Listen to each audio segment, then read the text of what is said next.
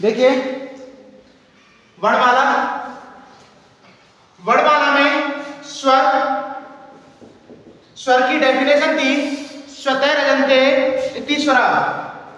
वे वर्ण जिनका उच्चारण स्वतः ही होता है वे क्या कहलाते हैं? स्वर कहलाते हैं।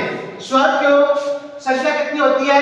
21 या 22, जिनको कितने वर्गों में विभाजित किया? 3 वर्गों में। ह्रस्व स्वर,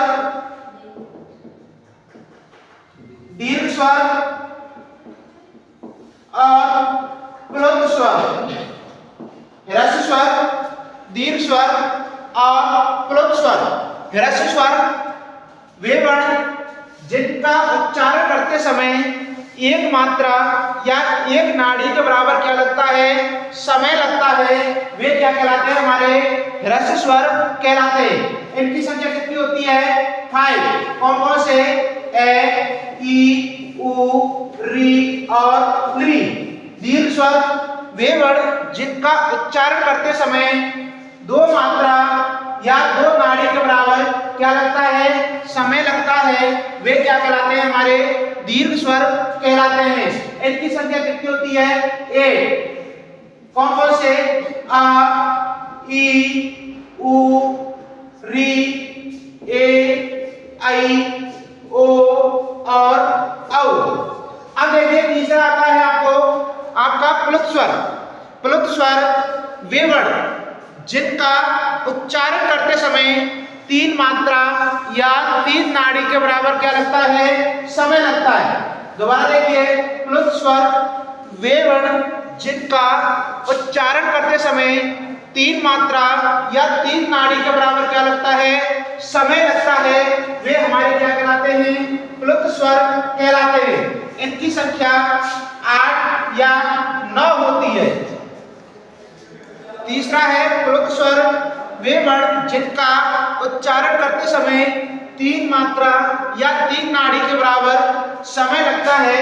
वे हमारे प्लुत स्वर कहलाते हैं। इनकी संख्या 8 या 9 होती है। कौन कौन से? आ, ई, उ, री, ली, ए, आई, ओ और औ। देखिए ली एक आपका ली वर्ण है। ली वर्ण प्लुत होता है लेकिन दीर्घ नहीं होता। प्लुत होता है लेकिन दीर्घ नहीं होता।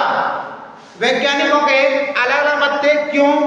उन्होंने व्याकरणाचार्यों ने कहा कि ली वर्ण का उच्चारण करने के लिए, वेदों का उच्चारण करने के लिए इसको क्या माना?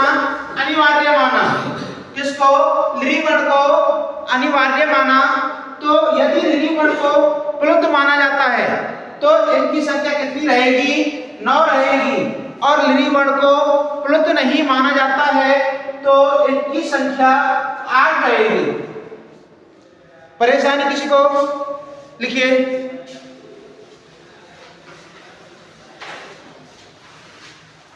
प्लुत स्वर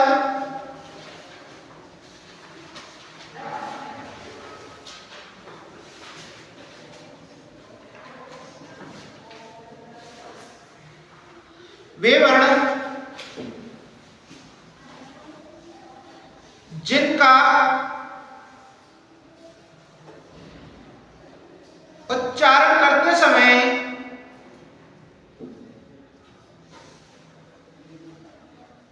वे वर्ण जिनका उच्चारण करते समय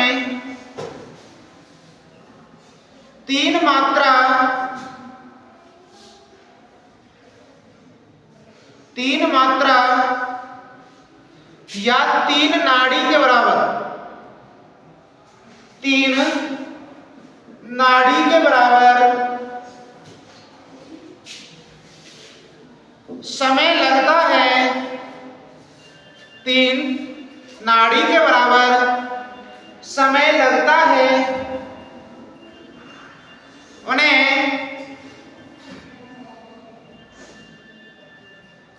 प्लुत स्वर कहा जाता है।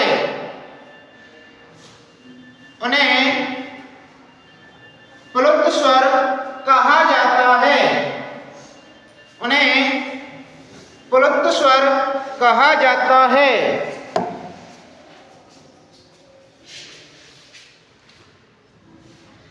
नेक्स्ट लाइन से लिखो एरो लगा के। इन वर्णों को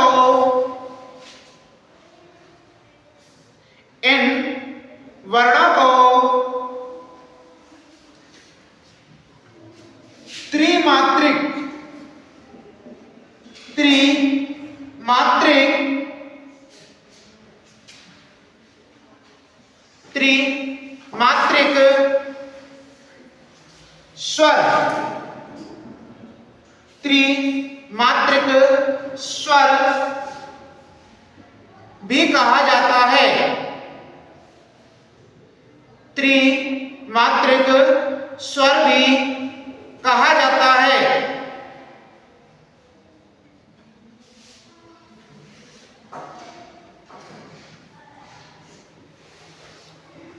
अगली लाइन से लिखो एरो लगा के। इन वर्णों की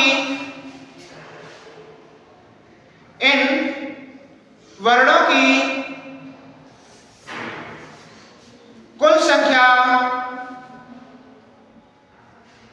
इन वर्णों की कुल संख्या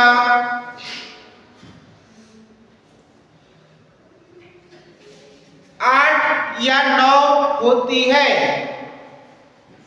इन वर्णों की कुल संख्या 8 या 9 होती है।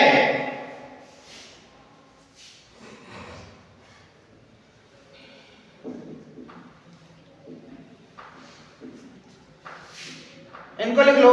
आ, ई, उ, री, लृ, ए, ऐ, ओ, औ। ए, ऐ, ओ, औ।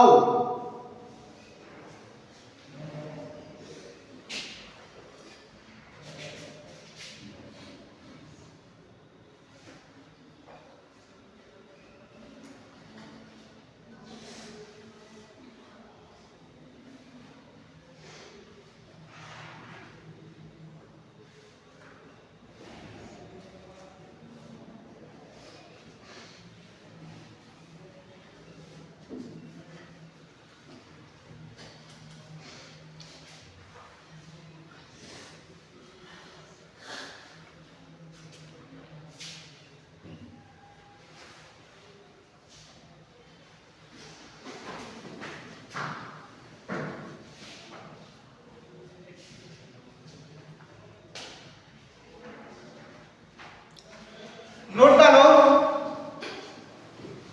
नोट डाल के लिखो।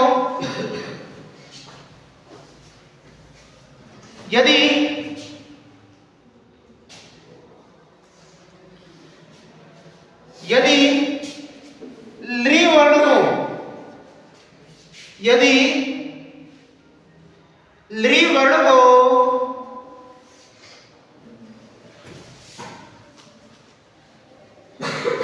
प्लुत माना जाता है, यदि लृ वर्ण को प्लुत माना जाता है तो प्लुत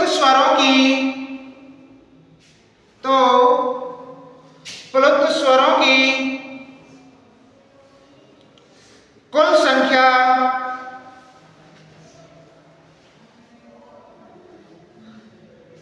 9 मानी जाएगी। तो प्लुत स्वरों की कुल संख्या 9 मानी जाएगी और लृ वर्ण को प्लुत नहीं माना जाता है और लृ वर्ण को प्लुत नहीं माना जाता है तो प्लुत स्वरों की कुल संख्या, तो प्लुत स्वरों की कुल संख्या 8 ही होगी। तो प्लुत स्वरों की कुल संख्या 8 ही होगी। अब देखिए आपके स्वर कंप्लीट हुए। मुझे लगता है कि अब स्वरों में कोई आपको परेशानी नहीं होगी। अब अगला व्यंजन देखते हैं।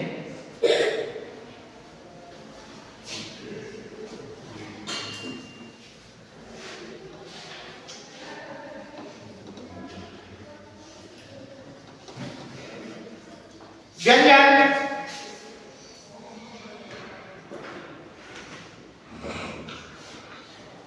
व्यंजन देखिए,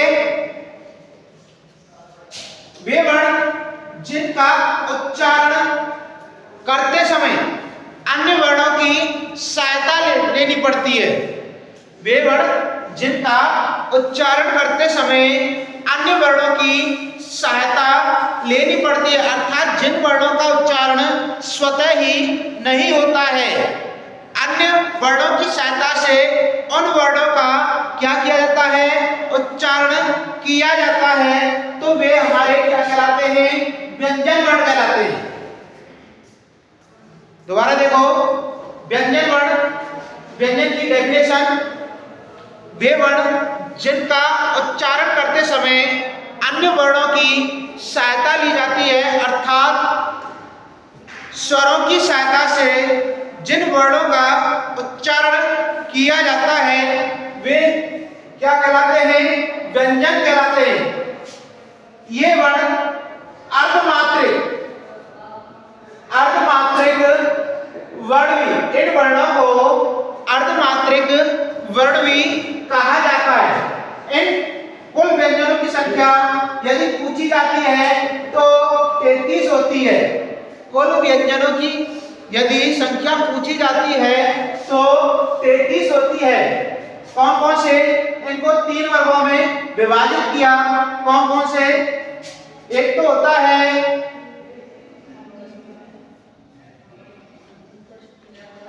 स्पर्शी या वर्गीय व्यंजन। पहला तो होता है स्पर्शी या वर्गीय व्यंजन, दूसरा होता है अंतस्थ व्यंजन, तीसरा होता है आपका ऊष्मीय व्यंजन।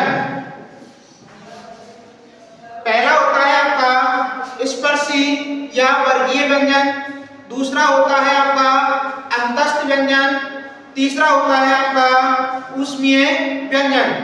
स्पर्शी या वर्गीय व्यंजन, देखिए वे वर्ण जिनका उच्चारण करते समय मुख विवर की प्राणवायु विभिन्न भागों को स्पर्श करते हुए बाहर की ओर निकलती है, वे हमारे स्पर्शी या वर्गीय व्यंजन कहलाते हैं। इनकी संख्या कितनी होती है, 25 होती है, जिनको कितने वर्गों में विभाजित किया, 5 वर्गों में। इनको 5 वर्गों में विभाजित किया। कौन कौन से, क वर्ग, च वर्ग, ट वर्ग, त वर्ग, प वर्ग। प्रत्येक के क वर्ग में कितने बनाते हैं, 5, च वर्ग में कितने आते हैं, 5, ट वर्ग में कितने आते हैं, 5, त वर्ग में कितने आते हैं, 5, प वर्ग में कितने आते हैं, 5। प्रत्येक में 5-5 वर्ण आते हैं और कुल कितने हो गए, 25। दोबारा देखो, स्पर्शी या वर्गीय व्यंजन, वे वर्ण जिनका उच्चारण करते समय मुख विवर की प्राणवायु मुख के विभिन्न भागों को स्पर्श करते हुए बाहर की ओर निकलती है वे वर्ण क्या कहलाते हैं? स्पर्शी या वर्गीय व्यंजन कहलाते हैं। इनकी संख्या कितनी होती है? 25 होती है। कितनी होती है? 25 होती है। परेशानी किसी को? लिखिए।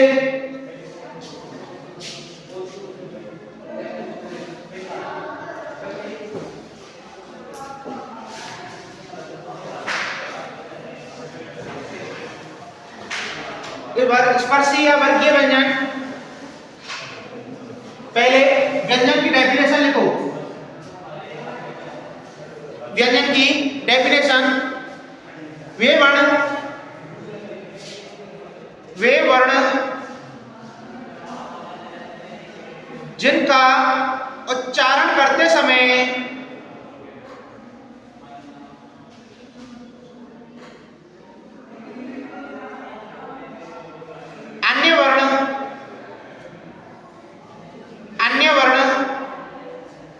वे वर्ण जिनका उच्चारण करते समय अन्य वर्ण अर्थात स्वरों की सहायता से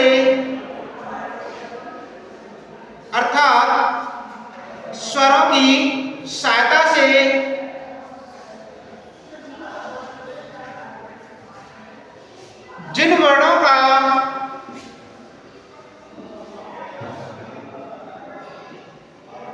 उच्चारण किया जाता है, स्वरों की सहायता से जिन वर्णों का उच्चारण किया जाता है वे व्यंजन वर्ण कहलाते हैं। वे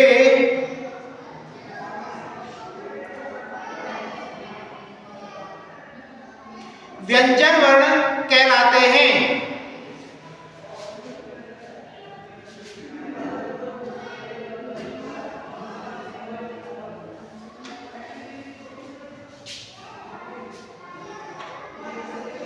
अगली लाइन से लिखो एरो लगा के।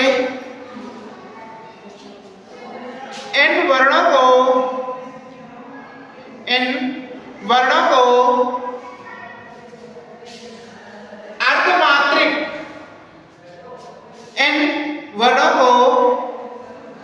अर्धमात्रिक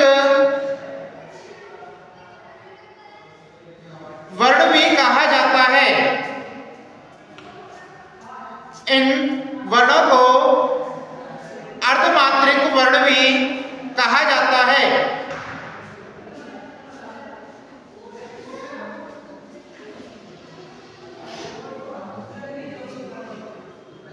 अगली लाइन से लिखो एरो लगा के। इन वर्णों की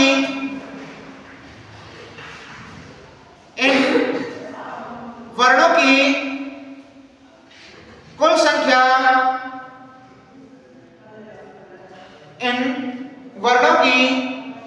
संख्या 33 होती है। इन वर्णों की कुल संख्या 33 होती है। अगली लाइन से लिखो एरो लगा के। इन वर्णों को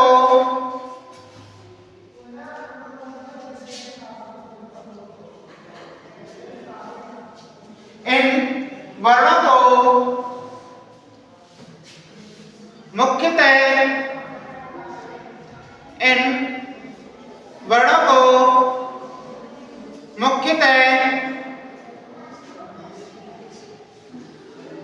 3 वर्गों में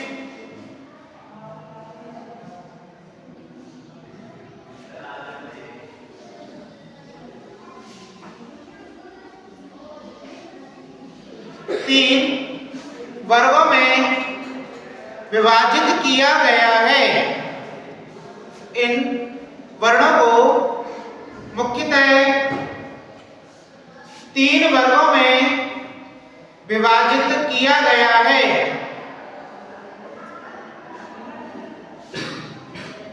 पहला लिखिए,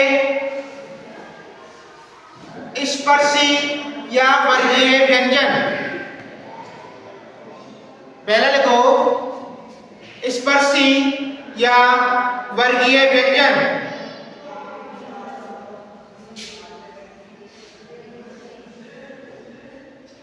दूसरा लिखो अंतस्थ व्यंजन। दूसरा लिखो अंतस्थ व्यंजन। दूसरा लिखो अंतस्थ व्यंजन। तीसरा लिखो ऊष्मीय व्यंजन।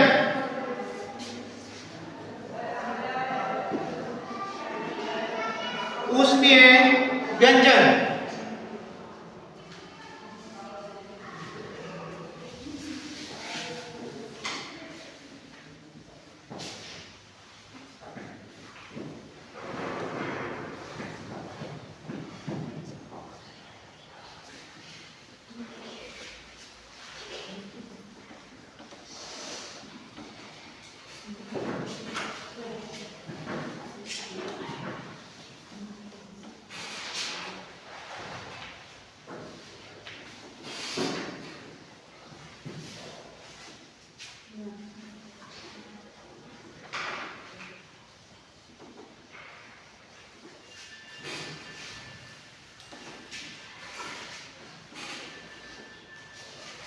लिखिए पहला लिखिए वर्गीय या स्पर्शी व्यंजन।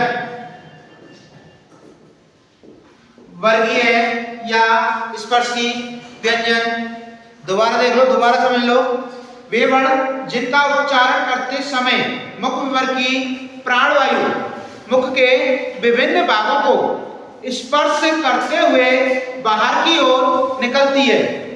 दोबारा देखो, वर्गीय या स्पर्शी व्यंजन वे वर्ण जिन वर्णों का उच्चारण करते समय मुख विवर की प्राणवायु मुख के विभिन्न भागों को स्पर्श करते हुए बाहर की ओर निकलती है, वे वर्ण वर्गीय या स्पर्शी व्यंजन कहलाते हैं। इन वर्णों की कुल संख्या कितनी होती है? 25 होती है, 25 होती है। लिखिए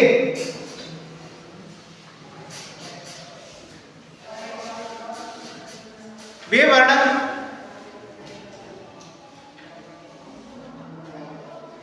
वर्ण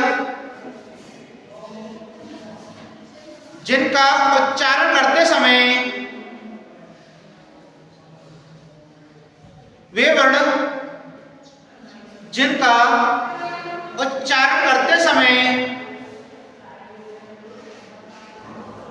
मुख विवर की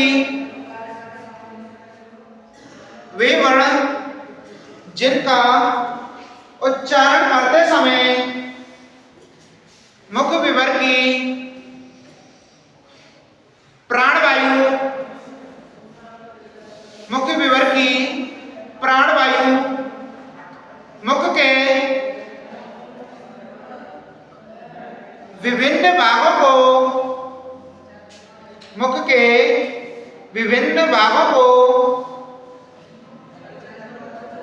स्पर्श करते हुए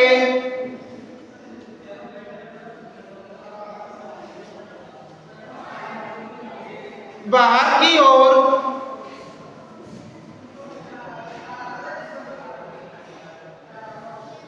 निकलती है, बाहर की ओर निकलती है। वे वर्ण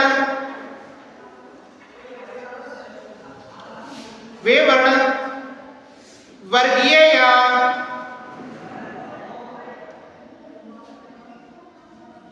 स्पर्शी व्यंजन कहलाते हैं। वे वर्ण जिनका उच्चारण करते समय मुख विवर की प्राणवायु मुख के विभिन्न भागों को स्पर्श करते हुए बाहर की ओर निकलती है वे वर्ण वर्गीय या स्पर्शी व्यंजन कहलाते हैं। इन वर्णों की, अगली लाइन से लिखो एरो लगा के, इन वर्णों की कुल संख्या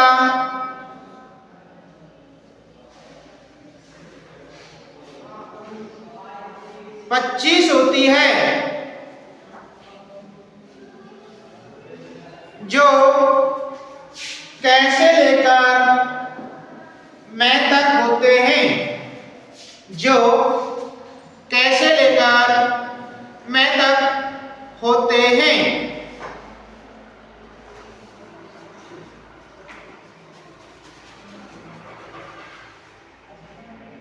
अगली लाइन से लिखो, इन वर्णों को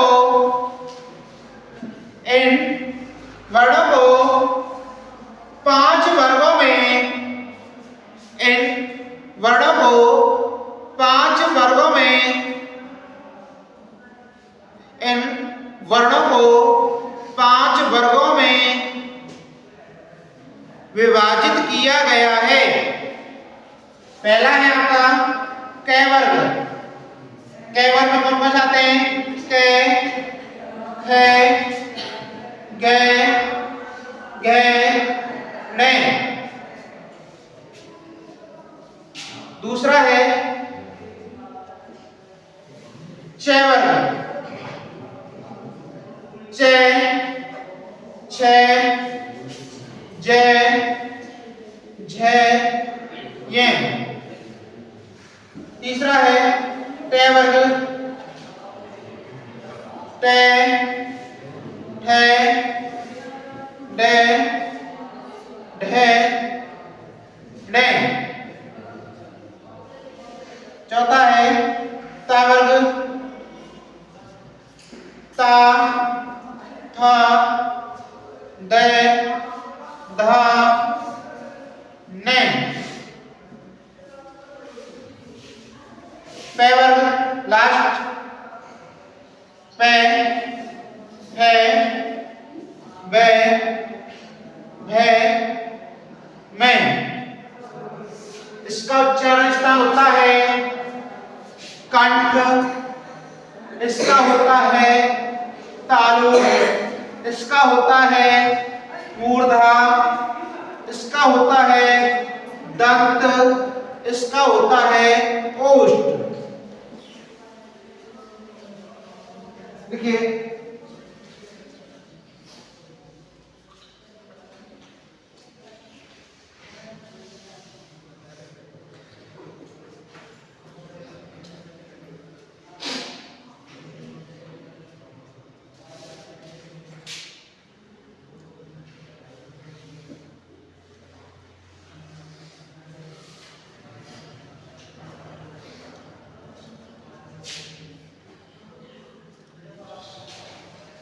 आज बस इतना ही।